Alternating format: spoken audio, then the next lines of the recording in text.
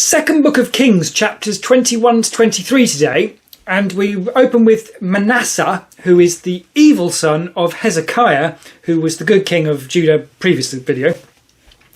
Manasseh, it turns out, is such a bad king that he actually sacrifices his own son to Baal or Molech, or basically sets fire to his own son.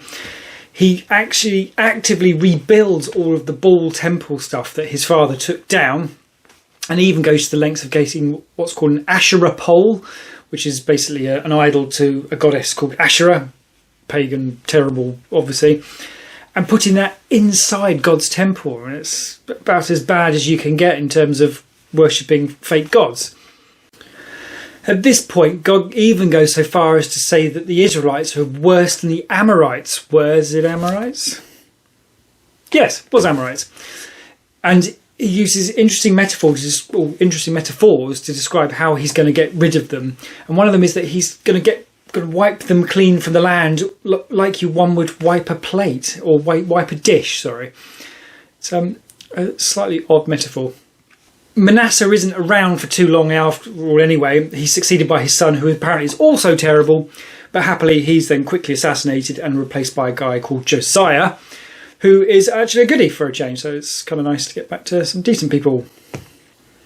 I meant to mention there that Manasseh, the son of Hezekiah, was actually king for 55 years as well, so he was a terrible king, and he was king for a very long time. So yeah, that's obviously quite a long period of terrible stuff. We shoot off from there anyway, when it turns out that a high priest, or the high priest, how many high priests are there, finds in the temple of God the Book of the Covenant, or what sounds like the Book of the Covenant. They talk about the Book of the Law, but I think, from what I can tell, that seems to be the same thing as the Book of the Covenant. Bear in mind, the Book of the Covenant should have been in the Ark of the Covenant with the Ten Commandments. So, I mean, granted, quite some time has passed since then. 800 years plus, I think. I mean, more than that, I guess now, yeah. So maybe get on for 900 years. And the temple's had a hard time, and the Ark's been moved a lot, but clearly they lost this thing. And there's no mention of where the Ark of the Covenant has gone, but someone anyway, right at the back, has found this dusty old Book of the Covenant. It doesn't seem they know what to do with it. It doesn't seem to help particularly.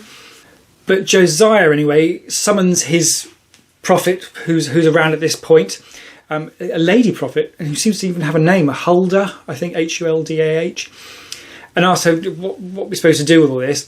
And her answer isn't that helpful in the sense that it doesn't seem to answer what you should do with the Book of the Covenant, but it does answer that basically Judah is screwed. It's going to be wiped out and moved on, so that'll be the end of the Israelites in the Promised Land completely. But that God is quite impressed with Josiah, so he's going to wait until after Josiah dies for this to all happen.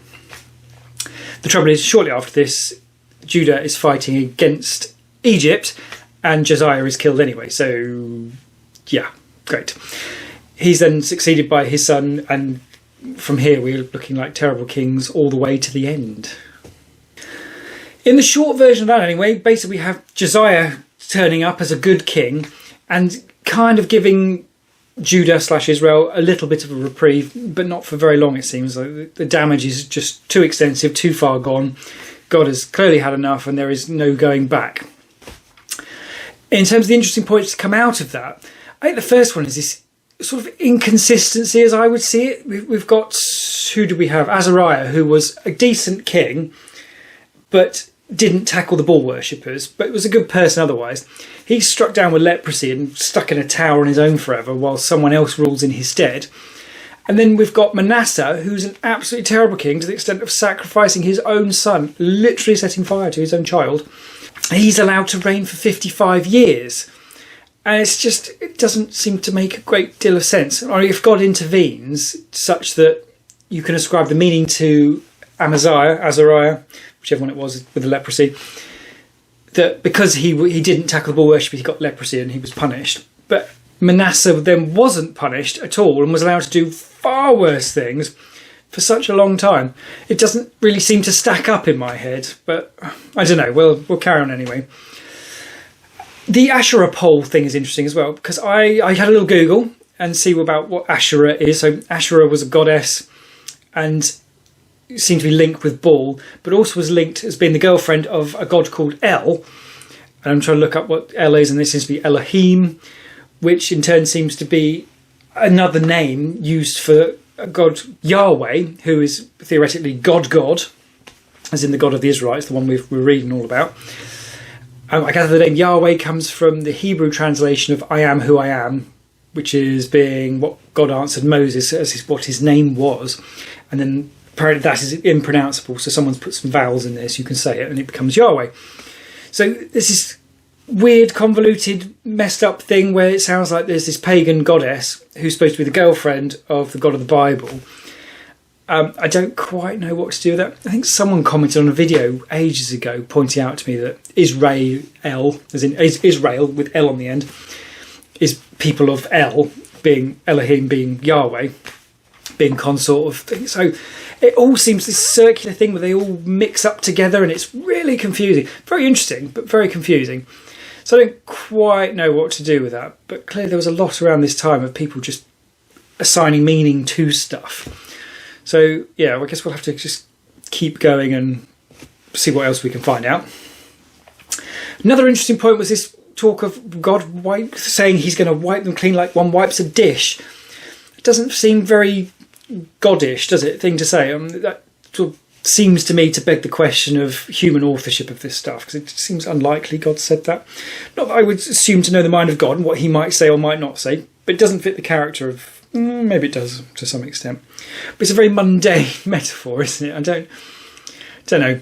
Bit of an odd one. And finally, another interesting point is I think it ties back to this idea of how come, what's his name, Manasseh was king for so long and yet Azariah was punished for being less bad. And it seems to be this problem of evidence and conclusion being the wrong way around for a lot of this stuff. Like, if you are going to write the Bible and you've decided already that God exists, then something happens, you go, right, God did that. It's kind of a God of the gaps thing, I suppose, isn't it? But if you turn it back round and say, okay, this happened, so Azariah was struck down with leprosy because he didn't do that. Thought, okay, that sort of could make some sense. But then shortly afterwards we have Manasseh, who's absolutely awful and seems to have no punishment at all. Then suddenly that sort of somewhat flies in the face of the previous argument there. So the evidence arguably goes against the idea of there being a God. So it's a tricky one. Don't get me wrong, I'm not trying to use the Old Testament to prove or disprove God. I don't think that really makes much sense. In my mind, it seems to be the evidence will come down to whether or not Jesus died and came back to life again. And if he did, then he endorsed the Old Testament, as far as I'm aware. Therefore, the Old Testament is important and it makes sense that it's in the Bible. But then it doesn't necessarily follow that it matters whether these stories are literally true or not. So, like Aesop's fables, you can teach kids all sorts of life lessons using Aesop's fables, even though the stories aren't true. So it doesn't matter, I think, whether they're true or not. It only matters whether God, i.e. Jesus in the later context, believes them to be useful to convey meaning and stuff. Something like that. That's a big idea, isn't it? Quite like it, but that's yeah, I'm going to have to do a tangent on that idea of evidence and conclusion the wrong way around. But yeah, if anyone's got any thoughts on that, that would be particularly interesting. I'd love to hear it. But otherwise, we shall move on and try and figure out where Isaiah's gone, because this Huldah person's turned up and Isaiah seems to have taken the afternoon off.